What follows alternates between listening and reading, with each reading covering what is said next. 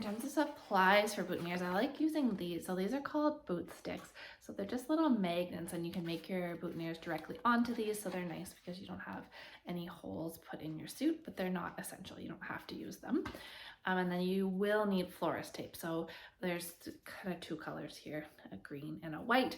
And it's important to note that the tape is not sticky until you pull it. So if you just take it and give it a little tug, the glue activates. If you pull too hard, it breaks. And that's how you're going to make your boutonnieres, is by using your floral tape to sort of wrap it around. So for boutonnieres, I'm just using scraps. I use like the scraps of my greenery or smaller flowers. I often use spray roses, like I said. Waxflower is great for using boutonnieres. I'll use sometimes ranunculus. A flower that doesn't work great in a boutonniere is a white pan anemone because they're super delicate, but otherwise you can just kind of use the scraps for making your boutonnieres. So I'm always around to answer any questions that come up, so feel free to drop a note and I can help with anything you guys need.